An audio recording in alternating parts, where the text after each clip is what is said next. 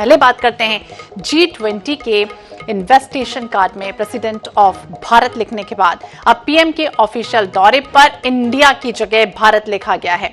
ऐसे कयास लगाए जा रहे हैं कि केंद्र सरकार पूरे देश में इंडिया के नाम पर रोक लगाने जा रही है और इसकी जगह पर अब भारत का इस्तेमाल किया जाएगा। मामले को लेकर विपक्ष पूरी तरह से केंद्र पर हमलावर है। कांग्रेस नेता अधीर रंजन चौधरी ने कहा कि सरकार को ब्रिटिश शासन से कोई समस्या है तो उन्हें तुरंत राष्ट्रपति भवन छोड़ देना चाहिए। आजादी से पहले ये वायसराय हाउस था। नॉर्थ ब्लॉक साउथ ब्लॉक को त्याग दे, सब भारत बना दो, सब खाली करा दो। चल रहे विवाद को लेकर विदेश मंत्री एस जयशंकर ने कहा कि जो लोग भारत नाम पर आपत्ति जता रहे हैं उन्हें एक बार फिर संविधान पढ़ लेना चाहिए। बता दें कि केंद्र सरकार की ओर से 18 से 22 सितंबर तक संसद का विशेष सत्र बुलाया गया है और इस दौरान कई खास बिल संसद में पेश किए जाने की बात भी सामने आ रही है। अब ऐसे में ये भी चर्चा है कि भारत के संविधान से इंडिया शब्द को हटाना भी मोदी सरकार के क्या एजेंडे में हो सकता है। तो इस तरह के सवाल लगातार उठ रहे हैं क्योंकि प्राचीन काल से अगर हम देखें तो भारत के अलग अलग नाम रहे हैं। भारत का संविधान मूल रूप से अंग्रेजी में लिखा है। जो भी ड्राफ्ट पेश किया गया, बहस के दौरान जो भी प्रस्ताव रखे गए वो अंग्रेजी में थे। संविधान सभा की बहस के दौरान 17 सितंबर 1949 को संघ का नाम और राज्य क्षेत्र खंड चर्चा के लिए पेश हुआ। अब अनुच्छेद 1 पढ़ा गया, India that is Bharat shall be a union of state, यानी कि संविधान सभा में से लेकर मतभेद उभर आए। India that is Bharat article 1 है। 19 जुलाई से पहले जयशंकर साहब आपको ये बोलते हुए कभी नहीं सुना। थोड़ा आईना रखिए जयशंकर साहब, आप तो कैरियर ब्यूरोक्रेट रहे हैं। आपने अलग अलग सरकारों के साथ काम किया, आपको हो क्या गया? मैं तो आपसे सीधे तौर पे कहता हूं 19 जुलाई से पूर्व। और इसी विषय पर हम बातचीत करेंगे। हमारे साथ पूर्व प्रमुख सचिव छत्तीसगढ़ विधानसभा से देवेंद्र वर्मा जी जुड़ गए हैं। देवेंद्र जी, बहुत बहुत स्वागत है आपका INS 24/7 पर। मैं हूं आपके साथ श्वेता। और सबसे पहले अगर हम बात करें भारत की, तो भारत को अलग अलग नामों से शुरुआत से ही जाना जाता रहा है। आर्यावर्त कह लें या फिर हिंदुस्तान कह लें, हिंद कह लें, इंडिया कह लें, हिमवर्ष कह लें, जम्बू द्वीप कह लें। अब जैसे ही विपक्ष का नाम INDIA बना, उसके बाद जिस तरह से आरोप अब लग रहे हैं कि क्या विपक्ष से डर रही है सरकार, इस वजह से नाम परिवर्तन? नहीं, ऐसा नहीं है। यदि आप देखें, जब हमारा कॉन्स्टिट्यूशन बना, कॉन्स्टिट्यूशन का आधार हमारा गवर्नमेंट ऑफ इंडिया एक्ट था 1935। गवर्नमेंट ऑफ इंडिया एक्ट 1935 वो उस समय का था जब पाकिस्तान, भारत, बांग्लादेश ये सब एक ही था। इस पूरे को मिला के इंडिया कहा जाता था। जब हमारी कॉन्स्टिट्यूंट असेंबली बनी और हमारा नया कॉन्स्टिट्यूशन का निर्माण हुआ तो गवर्नमेंट ऑफ इंडिया एक्ट 1935 उसका बेस था। अब जब पाकिस्तान अलग हो गया और केवल हमारा देश रहा तो इंडिया इसलिए सबसे पहले आर्टिकल में रखा इंडिया दैट इज भारत, मतलब ये एक अलग एंटिटी थी, वो पाकिस्तान उससे अलग था। तो गवर्नमेंट ऑफ इंडिया एक्ट, क्योंकि दैट वाज द बेसिस, तो गवर्नमेंट ऑफ इंडिया एक्ट के बेसिस के ऊपर आर्टिकल 1 में सबसे पहले ये रखा कि इंडिया दैट इज भारत। तो नाम इसका भारत ही हुआ। ये एक अलग बात है कि अभी तक भारत शब्द का उपयोग क्यों नहीं किया गया या किसने नहीं किया या क्या बात है, लेकिन भारत शब्द का उपयोग तो जैसे ही हमारा कॉन्स्टिट्यूशन लागू हुआ था 1950 में, तब से ही भारत लागू करना चाहिए था। तो बहुत जगह तो भारत होता था लेकिन कहीं पर इंडिया भी किया करता था। यदि आप और इसका इतिहास देखेंगे तो यदि आप कहीं पर भी यूरोप में जाएंगे तो इवन जो रेस्टोरेंट है, इंडियन रेस्टोरेंट मतलब पाकिस्तानियों के भी जो वहाँ रेस्टोरेंट हैं, उन्होंने भी अपना नाम इंडियन रेस्टोरेंट रखा हुआ है। क्योंकि पहले ये इंडिया था, लेकिन 1950 के बाद में स्थिति बदल गई है। अब ये वो इंडिया नहीं है जो ब्रिटिश काल का इंडिया था। अब हमारे कॉन्स्टिट्यूशन में भी प्रोविजन किया है कि इंडिया दैट इज भारत, मतलब हमारा देश का संविधान के हिसाब से भारत है। अब इसका अभी तक उपयोग नहीं किया गया, वो अलग बात है। चलिए देर से किया, लेकिन ये एक लेकिन देवेंद्र जी, ये भी आपसे समझना चाहेंगे, सुप्रीम कोर्ट के एक वरिष्ठ वकील हैं विराग गुप्ता जी, वो ये कह रहे हैं कि इंडिया और भारत दोनों एक ही है, संविधान में भी साफ तौर पर लिखा है, लेकिन फिर भी अगर गैर संवैधानिक है तो इतनी कंट्रोवर्सी क्यों हो रही है? नहीं, गैर संवैधानिक है ही नहीं है। भारत शब्द यूज करना संवैधानिक है। It is a constitutional, constitution में लिखा हुआ है इंडिया दैट इज भारत। यानी कि भारत जो इंडिया शब्द है इसका मतलब भारत है, तो हमें भारत का ही उपयोग करना चाहिए था 1950 से, लेकिन उन समय की सरकारों ने क्यों नहीं किया? शायद ब्रिटिश का प्रभाव था, शायद ब्रिटेन का प्रभाव रहा होगा, अंग्रेजियत उस समय तक गई नहीं होगी, इतना स्वाभिमान हमारे देश का, क्योंकि इतने वर्षों की गुलामी थी तो वो स्वाभिमान की भावना नहीं थी, या जो कुछ भी कारण रहे हों, लेकिन भारत शब्द का उपयोग करना बहुत अच्छी पहल है और ये बहुत पहले हो जाना चाहिए तो था। पहले हो जाना चाहिए था, लेकिन अब हो रहा है, और अब क्यों हो रहा है इस पर भी लगातार सियासत तेज है। विपक्ष अपनी बात कह रहा है और दूसरी तरफ सरकार अपनी बात कर रही है। देवेंद्र जी, बहुत बहुत शुक्रिया बातचीत करने के लिए।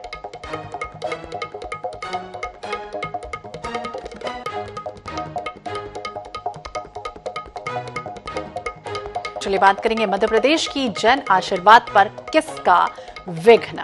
तो नीमच के रावली कुड़ी में बीजेपी की जन आशीर्वाद यात्रा में पथराव हो गया और कुछ गाड़ियों को नुकसान पहुंचा। पुलिस ने इस मामले में एक्शन लेते हुए 6 लोगों को गिरफ्तार किया। इस मामले में सियासत भी तेज हो गई, जांच के आदेश दे दिए गए।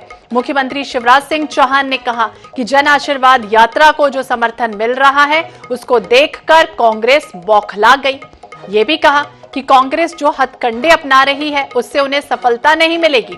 इस मामले में गृह मंत्री नरोत्तम मिश्रा ने कहा कि कमलनाथ और दिग्विजय सिंह कई महीने से उकसाने का काम कर रहे थे। इसके अलावा भाजपा के प्रदेश अध्यक्ष वीडी शर्मा का भी आरोप है कि कांग्रेस के अपराधियों और गुंडों ने यात्रा पर पथराव किया। जन आशीर्वाद यात्रा को मिल रहे अपार जन समर्थन से कांग्रेस घबरा गई। पुलिस ने 19 लोगों को नामजद आरोपी बना दिया और अब तक 6 आरोपियों को गिरफ्तार भी किया जा चुका है। वीडियो के आधार पर अज्ञात लोगों की पहचान कर उन्हें भी आरोपी बनाया जाएगा।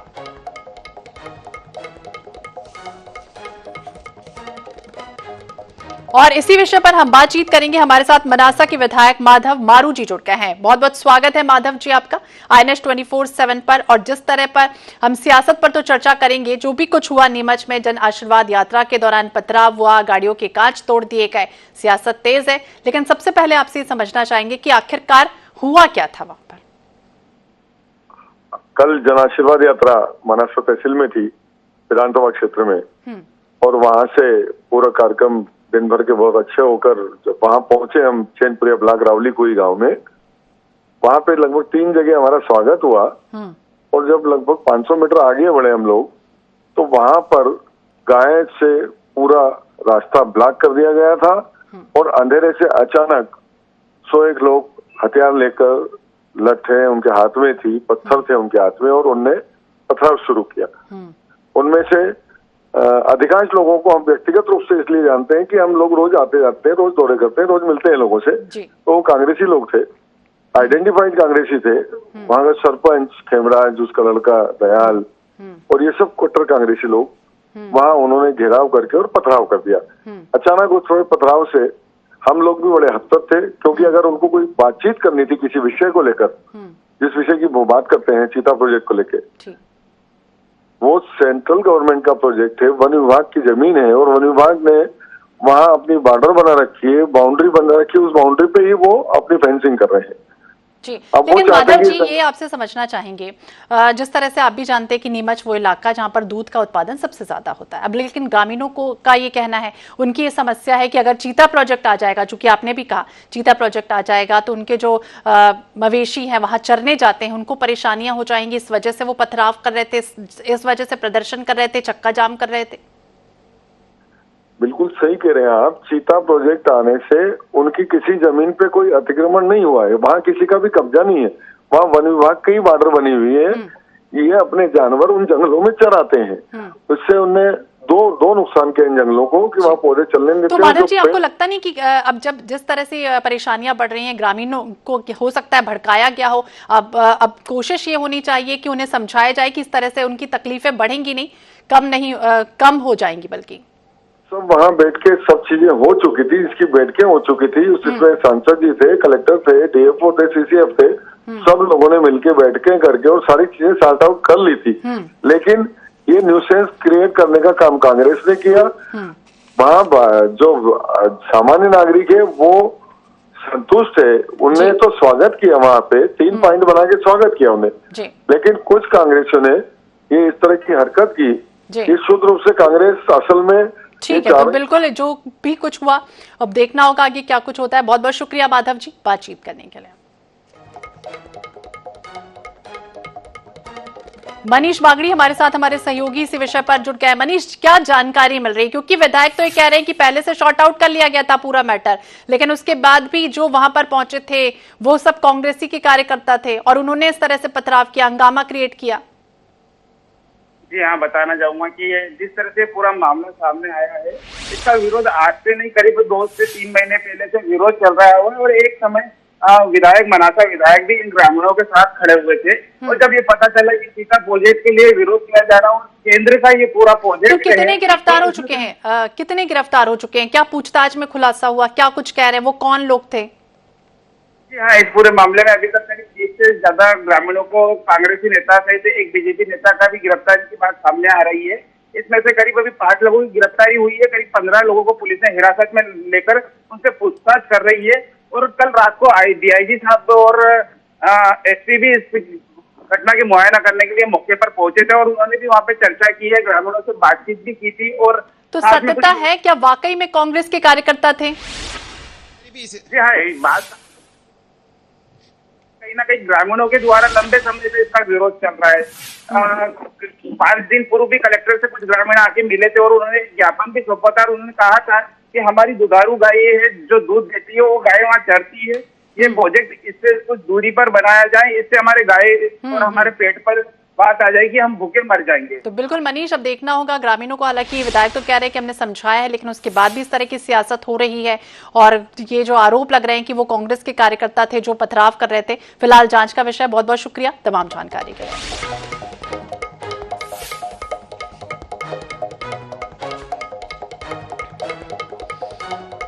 और अब बात करेंगे छत्तीसगढ़ की, जहां रायगढ़ आएंगे प्रधानमंत्री नरेंद्र मोदी। छत्तीसगढ़ में विधानसभा चुनाव और उससे लेकर भाजपा ने तैयारियां तेज कर दी हैं। पार्टी के दिग्गज नेताओं का आना जाना शुरू हो चुका है। प्रधानमंत्री नरेंद्र मोदी दूसरी बार छत्तीसगढ़ के दौरे पर आएंगे। पीएम मोदी 14 सितंबर को रायगढ़ के कोटतराई में आएंगे और इस दौरान करोड़ों के विकास कार्यों की सौगात देंगे। चुनावी साल में पीएम मोदी का ये दौरा बेहद अहम है। प्रधानमंत्री के दौरे को लेकर सियासत भी तेज हो चुकी है। पीसीसी चीफ दीपक बैज ने निशाना साधते हुए कहा कि भाजपा को छत्तीसगढ़ की जनता की चिंता नहीं है, केवल सत्ता के लालच में छत्तीसगढ़ का दौरा कर रहे हैं। जनता जानती है कि कांग्रेस सरकार ने बेहतर काम किया। भाजपा कितनी भी कोशिश कर ले, छत्तीसगढ़ में कांग्रेस सरकार ही आएगी। तो 14 सितंबर को एक बार फिर रायगढ़ पहुंचेंगे प्रधानमंत्री मोदी। इस बार बिलासपुर संभाग के रायगढ़ जिले में पीएम मोदी की सभा होने जा रही है और 5 से 7 किलोमीटर दूर है कोड़ातराई, जहां पर ये सभा आयोजित होगी। देखिए, प्रधानमंत्री नरेंद्र मोदी को सत्ता चाहिए। उनको छत्तीसगढ़ की जनता की चिंता नहीं है। वो सिर्फ छत्तीसगढ़ में सत्ता हासिल करने के लिए आ रहे हैं और छत्तीसगढ़ की जनता जानती है कि छत्तीसगढ़ में कांग्रेस की सरकार मुख्यमंत्री भूपेश बघेल जी के नेतृत्व में इस पौने 5 साल में बेहतर काम किए हैं और चाहे कितने भी कोशिश कर ले, छत्तीसगढ़ में कांग्रेस की सरकार बनेगी। तो कितनी आते हैं प्रधानमंत्री जी छत्तीसगढ़ या अमित शाह जी आते हैं छत्तीसगढ़ में, झूठ बोलकर जाते हैं और उनकी झूठ हमेशा खुल जाता है और छत्तीसगढ़ की जनता जानती है, इससे कोई फर्क नहीं पड़ेगा।